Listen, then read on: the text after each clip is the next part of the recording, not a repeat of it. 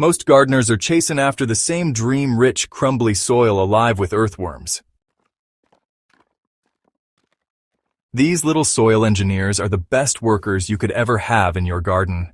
They aerate the soil, break down organic matter, and leave behind worm castings so nutrient-packed that plants explode with growth.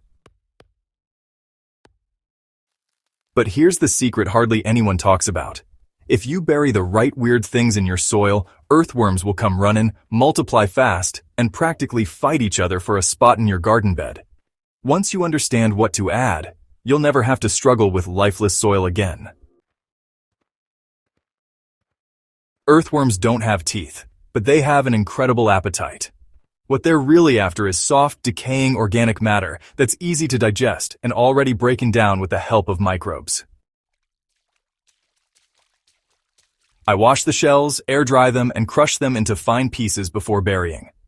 While worms don't eat eggshells directly, they use the grit to digest other foods. Eggshells also release calcium slowly into the soil, helping prevent issues like blossom end rot in tomatoes and peppers. I often mix half a cup of crushed shells into every planting hole or scatter them in worm-heavy zones. Worms love grains, and one of the best tricks I've found is burying old oatmeal. Cooked or uncooked works, but slightly moistened oats break down much faster. I prepare a mixture of 1 cup oatmeal with 1 cup water, let it sit until it swells, and then bury spoonfuls around the garden. The worms attack it quickly because it softens into a mushy texture that microbes colonize fast. If you've ever wanted to multiply worm numbers quickly, oatmeal is one of the most powerful hidden weapons. This one is less common, but works like magic. Worms go wild over sugars, and molasses is a perfect soil energizer. To use it safely, dilute 1 tablespoon of molasses in 1 liter of water. Pour this mixture over a buried food scrap pile, then cover lightly with soil. The molasses feeds beneficial bacteria, which in turn attract worms by the dozens. Do this every few weeks, and you'll see worm populations building rapidly. This might sound strange, but human hair and fingernail clippings are an excellent slow-release protein source for worms. They don't decompose fast, but over time they release nitrogen and other trace elements. Worms gradually work through them, especially if the clippings are mixed with softer organic matter. Instead of throwing these away, I scatter them under mulch layers or bury them with other worm foods. It's a zero-cost trick that turns everyday waste into worm food.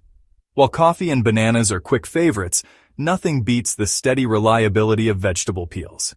Carrot tops, cucumber skins, zucchini ends, and apple peels all become soft within days when buried.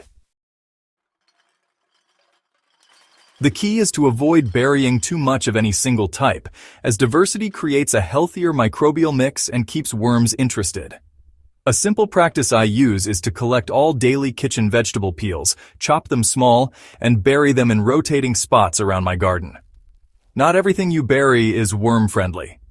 Citrus peels, onion skins, garlic, and salty or oily foods repel worms or even harm them.